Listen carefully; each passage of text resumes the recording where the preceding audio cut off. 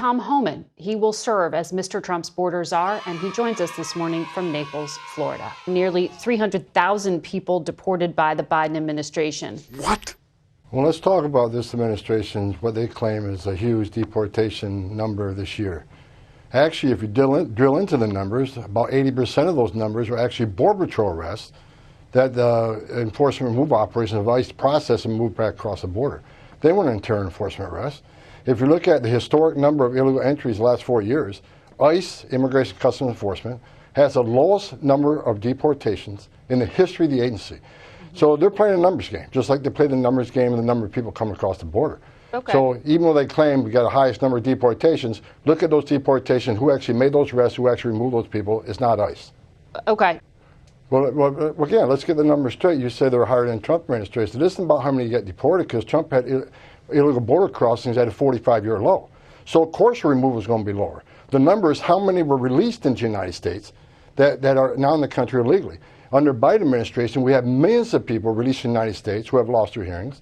And we got millions of people that are released in the United States despite a statute saying that you cannot be released in the United States without proper documentation. You shall be detained. So you can compare the numbers of deportations under Trump versus Biden, but when you consider a 45-year low in crossings, of course the number of deportations is going to be lower because we don't have that population to process and deport.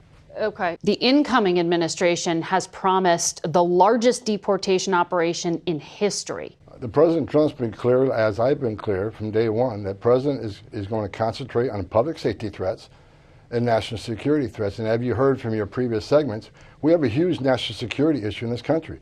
The southwest border has become the biggest national security vulnerability we've seen in this nation. FBI Director Wray agrees with me. We know there's people in this country who pose a national security threat. They've arrested a record number of people on the terrorist watch list, a 3,500% increase in people on the terrorist watch list being arrested at the border.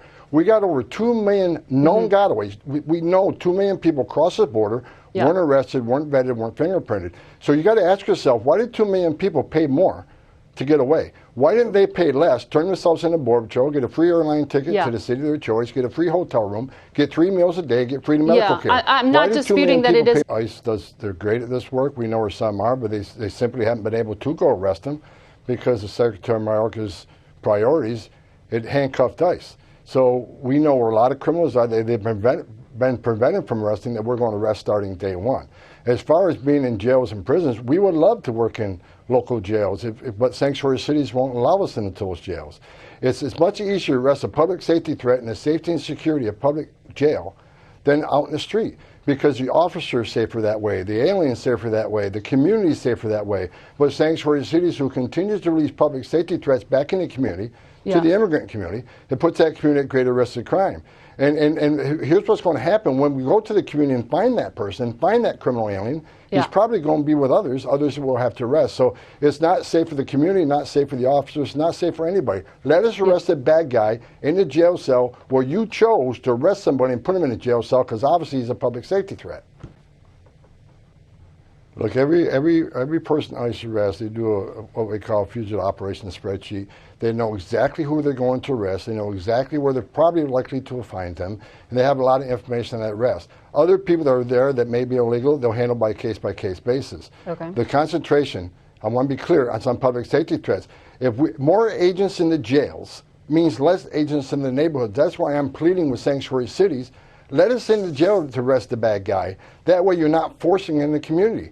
So, if you go to an immigrant community and ask them, would you rather have ICE operating in your local jails, or would you want them in the community? What do you think they're going to say? They don't want bad criminal aliens in their neighborhoods either. So let us work with the jails. Let us work with law enforcement. Sanctuary cities are not safe for the immigrant community. They're not safe for our officers. Okay, because some of these countries like Venezuela don't accept deportations right now. Mexico's president indicated her country might be willing to receive non-Mexican migrants who are deported. Well, first of all, we got President Trump coming in the Oval Office, and he's proven during his first administration his leadership on illegal immigration was a game changer because, for instance, El Salvador wouldn't take back MS-13 members when I was the ICE director. It took President Trump 48 hours to get El Salvador to take back their criminal aliens into their prisons. And Mexico didn't want to do the Remain in Mexico program, but President Trump was able to get remain in Mexico established in Mexico. He was able to get Mexico put military in their southern and northern border. President Trump's a strong president. This administration has not forced these countries to take them back. And we have what we call a third safe country. We already have countries talking about taking back people from other countries. If for instance, Venezuela don't want to take their people back, there's other ways we can do it. There's other countries be willing to accept them. We're hoping that President Trump will work with Venezuela and like he did with Mexico and El Salvador and get these countries taken back. If they don't, they're still going to be deported. They're just going to be deported to a different country.